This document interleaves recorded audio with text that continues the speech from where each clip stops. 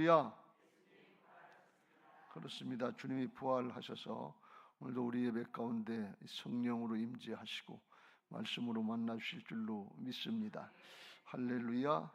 내가 복음을 부끄러워하지 아니하노니 이 복음은 모든 믿는 자에게 구원을 주시는 하나님의 능력이 됨이라 그랬어요. 복음을 부끄러워하려고 일부러 그런 사람은 없는데, 문제를 만나서 어렵고 힘들면, 이게 한참 걸리고 오래 걸리면 복음의 의미에 대해서, 신앙의 의미에 대해서 확신을 갖지를 못해요. 그래서 남한테 얘기하기가 부끄러운 것처럼 이렇게 되기 쉬워요. 내 문제도 해결 못하는데 어떻게 이걸 남한테 전하나, 부끄러운 생각이 있단 말이죠. 근데 사도 바울은 감옥에 갇히고 힘들고 어려워도 복음을 부끄러워하지 않는다 그랬어요. 영적으로 자존감이 있으시길 주의 이름으로 축원합니다. 육신의 것, 땅의 것, 지나갈 것 때문에 오락가락하고 요동하지 말고, 그것 때문에 교만하고 우쭐하지 말고, 그거는 하나님이 허락하신 것이니까 하나님이 허락하신 것 가지고 하나님 나라의 역사에 어떻게 하면 잘 쓰임받고 영광을 돌릴까, 그걸 고민하고 기도하시고, 영적으로 우리 안에 주님이 오셔서 예수님의 생명으로 거듭나게 하시고 영원한 생명을 갖게 하시고 예수님처럼이라도 살 수 있도록 허락하신 영적인 건강, 은혜 안에 강한 자들 되게 하셔서 넉넉히 이겨나가는 복된 신앙들 되시길 주의 이름으로 축원합니다. 그렇게 되기 위해서 우리가 깨어서 기도해야 될 줄로 믿습니다. 주님은 오셔서 다 이루어주셨는데 우리는 누리질 못한단 말이죠. 문제는 계속되는 것 같고, 우리 느낌, 감각, 생각, 판단, 이것에 매여가지고서 그냥 심도 한번 제대로 못 써보고 위축당하는, 그렇게 한 평생을 지나가기 쉽단 말이죠. 그래서 기도하라는 거예요. 하나님이 허락하신, 하나님의 자녀들, 하나님의 일꾼들에게 허락하신 굉장한 능력이 있는데, 자존감이 있는데, 그걸 사용해야 되는데 문제에만 초점 맞추지 내가 위축됐고 영적인 하나님의 사람으로서의 자존감을 가지고 침노하는 신앙을 못하는, 이걸 위해서 예수님의 이름으로 선포하고 예수님의 이름으로 순종하면서 나를 바꾸시는 역사부터 하시길 주의 이름으로 축원합니다. 그래야 하나님의 은혜를 누릴 수 있단 말이죠. 그래야 우리가 진짜 좋은 복을 받는 거예요. 왜 그렇게 하셨나? 하나님이 그냥 영에만 허락하시지 말고 육신의 몸도 다 구원받게 하시지.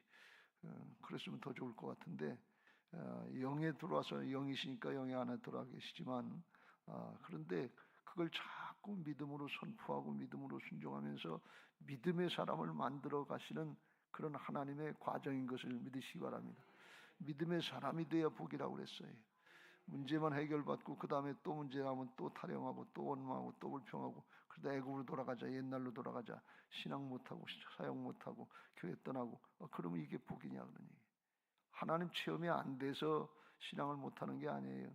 문제 해결을 못 받아서 신앙 못하는 게 아니에요. 사역을 못하는 게 아니라 내가 중심으로 바뀌어지고, 나는 죽고 오직 내 안에 예수 그리스도께서 사신 것이 믿어지고, 내 이름이 아니라, 내 능력이 아니라, 내 재주가 아니라, 내 경험이 아니라, 내 지식이 아니라 예수님으로 말미암아 이긴다고 하는 걸, 보배로운 능력은 나한테 있지 않고 예수님께 있다고 하는 것을 믿고 나갈 때, 그때 온전히 승리하게 되고 사람도 바뀌고 문제도 해결되는 가장 큰 복을 받게 하실 줄로 믿습니다. 할렐루야. 복음을 부끄러워하지 말고 자랑할 수 있는 믿음의 사람들 되시길 예수님의 이름으로 축복합니다. 할렐루야. 오늘 우리가 잘 아는 겟셋만의 기도에 대해서 잘 아는 말씀이지만 조금 더 살펴보겠습니다. 겟셋만이라고 하는 뜻은 이게 기름 짜는 틀이다, 그렇게 해서 주어 짜는 걸, 즙을 짜서 먹기도 하죠. 과일 뭐라 그러죠? 즙 짜는 기계를 그런 것처럼 기름을 짜가지고서 올리브 나무, 감람산이니까 이게 올리브 열매, 감람 열매가 많은 건데, 그걸 짜가지고 기름을 내듯이 그렇게 하는 게 이게 겟셋만이라고 하는 뜻이라고 그래요. 그러니까 이게 보통 힘든 모습으로 기도한 게 아니다 하는 것을 알 수 있어요.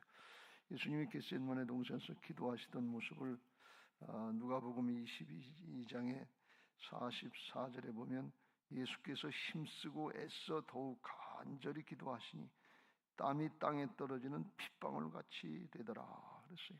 땀방울이 핏방울이 되도록 그렇게 애써서 힘써서 기도하셨단 말이에요. 힘써서. 그러니까 그 마음이 얼마나 간절하신가 하는 것을 알 수 있어요. 이건 기도해도 되고 안 해도 되고 적당히 하고 끝내는 게 아니라 그냥 꼭 하나님께 맡기고 해결받으려고 하는 그런 모습이에요. 이 예수님의 겟세마네 기도하고 구약의 야곱의 야복강가에 기도하고 비교를 할 수 있는데 축복하시지 않으면 놓지 않겠습니다. 붙들고 씨름하는 기도인데 그 근본이 조금 다른 것은 뭔가 하면 힘쓰는 모습은 겉으로는 조금 비슷한 것 같은데 속 내용을 보면 야곱은 자원해서 기도한 게 아니에요. 환도뼈를 얻어맞으니까 꼼짝 못하고 도망갈 수 없으니까 할 수 없어서 붙들고 씨름해서 기도한 것이고, 야곱의 기도의 제목은 뭔가 하면 형 에서의 관계, 원수 같은 관계, 이 문제를 해결해 달라는 그런 기도예요. 근데 오늘 예수님은 문제 해결을 위한 기도가 아니고 자원해서 기도하시면서 자기를 부인하는 기도인 것을 믿으시기 바랍니다. 주여 내 뜻대로 마옵시고 아버지의 뜻대로 되기를 원합니다. 신앙을 해볼수록 진짜 큰 기도, 진짜 좋은 기도는 자기를 부인하는 기도예요. 나를 내려놓는 기도예요. 내 방법, 내 욕심, 내 주장, 이거 내려놓는 기도, 이게 힘든 거거든요. 이게 되면 진짜 좋은 기도인데 그걸 우리는 잘 몰라요. 이게 아깝고 인색한 줄 알고, 내 방법 따르는 게 좋은 줄 알고, 세상의 방법 따르는 게 좋은 줄 알고 그러는데, 그거는 별거 아니고 내가 부인될 때 주님이 나타나잖아요. 주님을 나타낼 수 있고 하나님의 능력이 나타나잖아요. 주님이 함께 하시는 역사가 있잖아요. 우리가 주님과 함께 동행하는 신앙을 하는데 자꾸 걸림돌이 되는 건 내 자신이 걸림돌이 되는 거거든요. 내 생각, 내 판단, 내 주장, 내 고집, 내 습관, 그거 내려놓으면 주님께서 함께 하신단 말이에요. 어린아이가 글씨를 쓰는데 삐뚤빼뚤 쓰는데 엄마가 손을 잡고 넌 손에 기운을 빼라, 힘을 빼라, 그러면 엄마가 써줄 테니까. 엄마가 쓰면 또 옷가루 쓰는데 자기가 쓰려고 하면 삐뚤빼뚤하니, 우리가 내가 힘쓸고 내 방법, 세상의 방법을 힘쓰려고 하면 삐뚤빼뚤해서 모양이 안 좋아해요. 근데 주님에게 탁 맡기고 힘 빼고 있으면 그냥 주님이 하신단 말이죠. 어깨에들 힘 빼고, 목에들 힘 빼고, 머리에 힘 빼고, 눈에 힘 빼고 빼시길 주의 이름으로 축원합니다. 할렐루야. 골프 선수가 골프 연습을 하는데 어깨에 힘 빼는 연습을 2년 동안이나 한대. 이 어깨에다 힘 잔뜩 주고 하면 될 것 같은데, 그러면 이 어깨가 부스러져요. 나무나질 못해. 편안하게 자연스럽게 해야 야구도 잘하고 골프도 잘하고. 최경주 선수가 어깨에 힘 빼는 게 2년 걸린다잖아요. 오늘 예수님의 기도는 자기를 부인하는 기도였다 하는 것입니다. 특징이 첫 번째가 그거예요. 우리가 이 사실을 잘 깨닫고 자기를 부인하는 기도를 하고 승리하는 기도자들이 되시길 주의 이름으로 축원합니다. 예수님의 기도의 모습은 여기 보니까 기도하시기 전에는 33절 베드로와 야고보와 요한을 데리시고 가실 때 심히 놀라시며 슬퍼하사 말씀하시되 내 마음이 심히 고민하여 죽게 되었으니 너희는 여기 머물러 깨어 있으라 그랬어요. 그러니까 예수님도 심히 고민됐는데 왜 이렇게 예수님이 심히 고민하셨을까? 십자가에 고통당하실 거 모르시고 오신 거 아니고 십자가 치러 오신 건데, 죄짐에 감당하러 오신 건데, 나는 죄인 부르러 왔다, 그거 하러 오셨잖아요. 그걸 모르시지 않잖아요.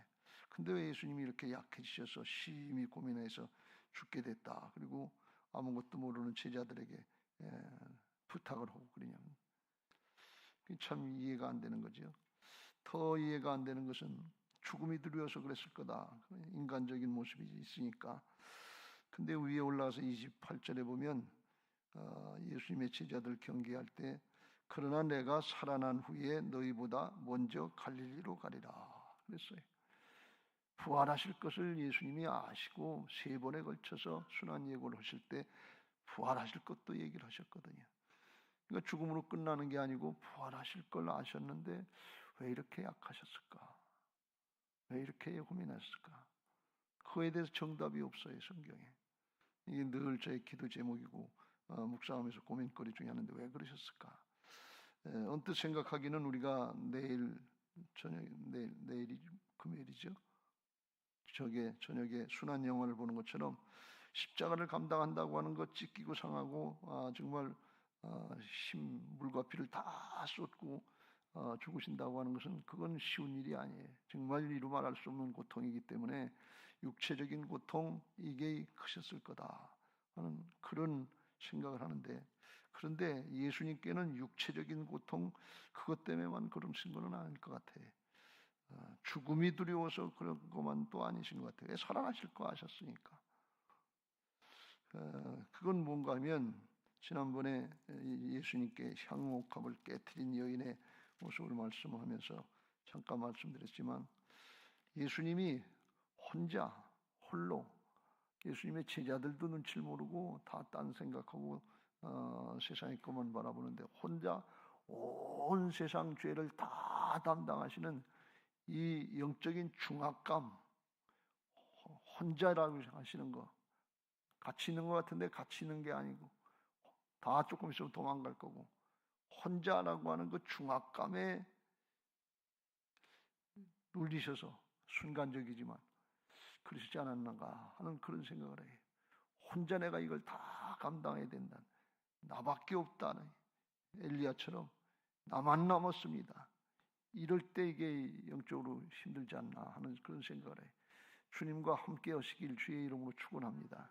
우리가 주님과 함께 한다고 주님이 큰 힘이 되는 거 아닐 수 있지만, 그러나 그 마음이 중요하고 자세가 중요하다 그런 말씀. 그때 주님이 또 우리와 함께 하시는 역사를 나타내실 줄로 믿습니다. 또 하나는 주님이 육신적인 고통뿐 아니라 영적인 고통인데, 영적인 고통은 뭔가 하면 하나님과의 3일 동안 죽음의 세력을 감당하시려고, 죄악의 세력을 감당하시려고 단절의 고통, 이걸 감당하시는 것이 영적인 고통이 더 크셨다 하는 것을 짐작할 수 있는 것이 36절 이르시되 아빠 아버지여, 아버지께는 모든 것이 가능하오니 이 잔을 내게서 옮기시옵소서. 그러나 나의 원대로 마시옵고 아버지의 원대로 하옵소서. 그래서 예수님하고 하나님하고 관계는 어린아이가 아빠 아버지 하는 그런 아주 가깝고 친밀한 관계고 막힘이 없는 관계예요. 평생 영원토록 그 관계로 계셨던 거예요. 또 그 관계로 돌아가시지만, 그러나 단절된다고 하는 것은 이거는 우리 어른들 좀 커가지고 뭘 알고 해서 그냥 조금 떨어져 있다 조금 있다 만나면 되지, 그런 게 아니고 어린아이가 한순간 엄마 손을 놓고 아빠 손을 놓고 떨어져 있다 그러면 그냥 겁이 나가지고 두려워서, 이 하나님 예수님이 두려워서가 아니라 그렇게 떨어질 수 없는 관계로 계셨다 그런 말씀이에요. 근데 영적인 단절이라는 건 우리는 생각할 때 육신의 죽음이 더 크고 걱정되고 염려되고 그러는데, 참 죽음은 영적인 단절이다 그런 말씀이에요. 이해가 가세요? 육신의 죽음은 영이 살았으면 죽은 것이 아니라 잔다 그러지만, 영적으로 단절되는 거는 이거는 하나님하고 관계가 끊어지는 거고, 이게 진짜 죽음이란 말이지. 이 지옥 가는 일인데, 이거 감당하시려고 하는 그 끊어지는 영적인 관계, 이걸 예수님은 아셨잖아요. 그걸 감당하시기가 더 어려우셨을 거다. 이 나중에 아빠 아버지와 하던 가까운 개인적으로 친밀한 관계가 십자가 질 때 마태복음 27장 운명하실 때는 나의 하나님 어찌하여 나를 버리셨나이까. 공식적인 언어로 나의 하나님 공적인 언어로다가 공적인 관계로다가 세상 모든 죄를 다 담당하시고 죽음의 길, 죄악과 사망을 감당하시는 그 고통이 더 힘들고 어려우셨을 것이다, 이렇게들 얘기를 합니다. 가만히 생각해 보세요. 나는 육체적인 어려움, 고통, 이게 더 힘들다고 생각하는가? 하나님과의 관계가 막히고 영적인 관계가 끊어져서 교통이 안 되고 교제가 안 되고 공급이 안 되는 이게 더 무섭고 두려운가? 어떤 편입니까? 육신이 강합니까? 영이 강합니까? 영적으로 주님의 마음이 이해되고 와닿기를 주의 이름으로 축원합니다. 육신적인 고통 이것만 생각하니까, 육신적인 문제 이것만 생각하니까 그게 해결되면 그렇게 간절한 마음이 없는 거예요. 그렇게까지 할 필요가 없는 거예요. 우리가 위기의식이 없고 간절한 마음이 없고 영적으로 깨어서 있지를 못하는 거예요. 영적인 상태가 어떤 상태인지 그걸 우리가 잘 모르는 거예요. 우리나라의 영적인 상태가 어떤지 그걸 잘 모르는 거예요. 저는 경제학을 조금 공부했기 때문에 그런 생각을 해요. 인류 역사에, 경제학 역사에, 경제사에 보면 이렇게 쭉 올라가다가 중진국쭉 돼가지고 밑으로 떨어진 나라, 엘살바도르 같은, 아르헨티나 같은 그런 나라들이 많지, 쭉 올라가다가 선진국으로 들어간 나라는 상대적으로 적다는 거예요. 지금 우리나라가 그렇게 떨어질 건지 올라갈 건지 중요한 전환점에 있고, 또 하나 더 중요한 것은, 영적으로 더 중요한 것은 뭔가 하면 이게 지금 마지막 때 심판의 모습이 시작됐다는 사람들 얘기가 있는데, 때로 보면 지금 주님 오셔도 상관없을 것 같은 그런 상황인데 법치 질서가 다 무너지고 그런데 이게 하나님의 심판이 시작된 거 아닌가? 나라가 이렇게 되는데 하나님이 이걸 안 막아주시는가? 그런 염려거리가 있어요. 이걸 우리가 잘 깨닫고 영적으로 깨어서 기도해야 될 줄로 믿습니다. 영적인 위기의식이 있어야 된다 그런 말씀이에요. 야곱이 야복강가에서 붙들고 씨름한 것은 영적인 위기의식, 육신적인 위기의식이 있어서 그래요. 에서가 400명을 데리고서 자기를 죽인다는 거예요. 그렇지 않으면, 이걸 해결하지 않으면 죽는다는 위기의식이 있었어요. 예수님은 이 백성들, 온 나라, 온 세상 사람들이 다 죄악으로 물들어 있기 때문에 이걸 감당하지 않으면 안 되는 때가 되는 건, 하나님의 때를 감당하지 않으면 그 위기의식을 가지고 기도했기 때문에 깨어서 기도한 것입니다. 근데 오늘 제자들의 모습은 깨어서 기도하라, 깨어서 기도하라. 34절 머물 여기 머물러 깨어 있으라 그랬고, 37절 끝에도 한 시간도 깨어 있을 수 없더냐. 그리고 38절 시험에 들지 않게 깨어 있어 기도하라. 그러는데 제자들에게는 지금 때가 어느 때인지 모르는 거예요. 예수님이 어떤 상황인지 모르는 거예요. 그냥 육신이 피곤하고 졸리니까 졸립다고 그리고 자고, 마음은 오늘도 육신이 약하다 그랬습니다만 영적으로 위기의식이 없는 거예요. 깨어있지를 못한 거예요. 롯의 때 사람들처럼, 노아의 때 사람들처럼, 예수님이 다시 오실 때도 그렇다고 그랬는데 먹고 마시고 시집가고 장가고 사고 팔고 집 짓고 세상 살 걱정, 육신에 살 걱정만 있지 영적으로 깨어있지를 못하단 말이지. 지금 우리 현실이 어떻습니까? 기도가 간절히 됩니까? 어떤 게 간절한 기도입니까? 야곱의 문제처럼 육신의 문제, 죽음의 문제 이것 때문에 간절합니까? 아니면 하나님 나라 역사를 보면서 내 영이 죽게 생겼다 말이에요. 하나님과의 관계가 막혀있고 단절이 되어 있고 영원한 죽음이 있다고 하는 것, 하나님의 심판이 있다고 하는 이것 때문에 간절해져야 됩니까?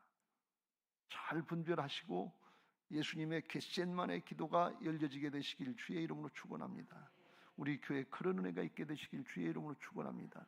예수님의 제자들은 감각이 없었어요. 예수님이 오셔서 나중엔 저한테 하시는 말씀인데 37절 돌아와서 제자들이 자는 것을 보시고 베드로에게 말씀하시되 시몬아 자느냐 내가 1시간도 깨어 있을 수 없더냐. 우리가 1시간을 기도를 못하잖아요. 깨어서 이거 우리가 경계해야 될 것이고, 영적인 위기의식, 하나님의 때가 어디까지 왔는지 영적으로 육적으로 우리나라 현실, 우리 교회 현실, 우리 개인적인 현실, 집안의 현실 영적으로 생각해 보면 깨어서 기도하지 않으면 적당히 이겨나갈 수 있겠어요? 적당히 가정이 구원받고 자녀손들이 신앙의 계승이 되겠어요? 그래도 당당합니까? 그래도 여유가 있습니까? 위기의식을 가지고 기도해야 될 때다 그런 말씀이에요. 영적으로 깨어나시길 주의 이름으로 축원합니다. 육신을 조금 살만해졌다 어쨌다 그러면 안 된단 말이에요. 야곱을 말씀드릴 때 그런 말씀을 드렸잖아요. 야곱이 위기의식을 가지고 하나님을 그래도 의지하려고 믿음이 부족하지만 그랬을 때는 라반도 감당하게 하시고 에서도 감당하게 하셨는데, 문제 해결되고 이제 괜찮다 좀 그렇다니까 세겜 땅에서 딸이 디나가 욕을 당하고 아들들이 살인극을 벌이고 그냥 유혹이 넘어오고 사단이 방해하면 그냥 무너져 나가는 거예요. 우리나라가 힘들고 어렵고 옛날에 우리 부모님들이 뭐 잘 배우지도 못하고 무식한 것 같아도 이게 어려울 때다, 힘들 때다, 깨어서 기도할 때는 일제 36년도 견뎌내고 승리했고 6.25도 견뎌내고 보릿고개도 이겨내고, 그런데 이제 조금 살만해졌다고 영적인 위기의식들이 없는 거예요. 그러니까 깨어서 기도하려고 하지 않는 거예요. 그러니까 기도원도 텅텅 비고, 기도원 요새 되는 기도원이 오살리도 안 되고 저쪽 강남금식 기도원도 대표적인 기도원 그것도 잘 안 돼요. 텅텅 빈단 말이죠. 교회도 비어나가고 가정도 비어나가고 더 나아가는 우리 심령도, 개인의 심령도 비어나가고 성령의 전을 건축해야 될 줄로 믿습니다. 성전 청결하게 해야 될 줄로 믿습니다. 깨어서 기도하는 심령들 되시길 주의 이름으로 축원합니다. 깨어서 기도하려면 어떻게 해야 되나? 주님은 어떻게 해야 되나? 주님은 하나님이시니까 뭐 잘도 하셨겠습니다만, 주님은 인간으로 오셔서 사람의 참인간의 모습으로 기도를 하셨는데, 누가복음 22장에 보면 39절에 그랬어요. 예수께서 나가사 습관을 따라 감람산에 가심에 제자들이 따라갔더니 습관을 따라서 기도했다. 기도하는 습관이 있으셨다는 거예요. 물론 예수님의 기도의 질은 우리의 기도처럼 뭐 세상의 걸 구하거나 그런 걸 하지 않으셨을 거예요. 하나님 나라의 역사, 영원 구원의 역사, 이걸 위해서 기도했겠죠. 근데 습관이 됐다는 거예요. 습관이 되시길 주의 이름으로 축원합니다. 어쩌다 한번 하려면 이게 굉장히 힘들어요. 특별 새벽 기도에 아주 일주일 동안 안 빠지고 나오는 거, 5일 동안 안 빠지고 나오는 거, 아주 이게 큰일 하시는 거예요. 매달 또 액을 또 매달 하나 그러고 그러실 텐데 이거 큰일 하시는 거예요. 근데 그거보다 더 좋은 건 아주 습관이 되셔서 기도의 사람들 되시길 주의 이름으로 축원합니다. 영적으로 깨어있는 사람들 되시길 주의 이름으로 축원합니다. 새벽에, 이 새벽에 예수님 재림하시더라도 기도하다가 주님 만날 수 있으면 제일 좋잖아요. 언제 주님이 오실런지 어떻게 알아요? 제가 늘 주일날 대예배 11시 예배 오셨으면 좋겠다 그렇게 생각하는데, 주님은 긍휼히 여기셔서 사랑이 많으셔서 그렇게 하시면 좋겠다 그러는데, 새벽 미명 시간에 주님이 깨어서 기도하라고 그랬는데 그때 오시면 어떻게 해요? 잠자다가 쿨쿨 잠자다가 미련한 5처녀 모양 준비 안 되고 있다가 그때 주님 맞이할 수 있겠어요? 영적으로 깨어서 기도해야 될 줄로 믿습니다. 훈련이 돼야 된단 말이죠. 농사꾼들이 농사를 지려면 힘이 많아서 지는 게 아니라 요새는 기계로 짓지만 지게질하는 거 몸에 익숙해야 돼요. 힘없는 사람하고 바짝 마른 사람 같은데 이 몸에 익숙하면 지게질을 끼고 가뿐하게 일어나요. 그런데 이 훈련이 안 되고 익숙하지 않으면 뒤뚱뒤뚱 하면서 힘만 쓰는 것 같은데 이 균형이 안 맞아요. 넘어지기 쉽단 말이죠. 훈련돼야 될 줄로 믿습니다. 습관이 되시길 주의 이름으로 축원합니다. 디모데전서 4장 7절 8절에 망령되고 허탄한 신화를 버리고 경건에 이르도록 내 자신을 연단하라. 훈련하라. 육체의 훈련, 육체의 연단은 약간의 유익이 있으나 경건은 범사에 유익하니 금생과 내생에 약속이 있느니라. 미쁘다 이 말이요 모든 사람들이 받을 만하다. 이를 위하여 우리가 경건 훈련에 수고하고 힘쓰는 것은 우리 소망을 살아계신 하나님께 두미니 곧 모든 사람 특히 믿는 자들의 구주시니라. 우리의 소망을 하나님께만 두기 위해서 경건 훈련한다 그런 말씀이에요. 하나님만 바라보기 위해서 경건 훈련한다 말이에요. 하나님만 바라보면 성령의 능력으로 소망이 생기게 돼 있어요. 사정 형편 바라보고 사람 바라보고 두렵고 떨려서 불신앙했던 모습들이 하나님만 바라볼 때 그때 하나님이 함께 하셔서 소망이 생기고 세심이 생기고 믿음이 생기는 것을 믿으시기 바랍니다. 할렐루야. 그래서 자기 부인을 하는 기도를 하는 거예요. 자기 부인을 하지 않으면 내 생각 사람의 방법 가지고 염려하고 근심하고 끓다 그러는데 해결이 안 나요. 그거 가지고는 해결이 안 돼요. 다 내려놓고 그렇지 주님 살아계시지. 내 안에 오셔서 내 죄악도 담당해 주셨고 내 가난한 것도 담당해 주셨고 내 질병도 담당해 주셨고 내 염려 근심도 담당해 주시고 평강으로 역사하시지. 이게 믿어지고 예수님의 이름으로 쫓아내기 시작할 때 그때 병 질병도 쫓겨나고 염려 근심도 쫓겨나고 가난도 쫓겨나고 또 죽음의 세력도 쫓겨나고 담대해질 줄로 믿습니다. 기도의 결과는 예수님께서 분명히 보여주신 것처럼 오늘 보여주신 것처럼 맨 처음에 이렇게 심히 고민하여 죽게 됐다 그랬어요. 근데 정말 목숨 걸고 땀방울이 핏방울이 되도록 기도하시는 결과는 뭐냐? 42절 일어나라 함께 가자 보라 나를 파는 자가 가까이 왔도다 하면서 준비 안 된 제자들을 이끌고 나가는 걸 볼 수가 있어요.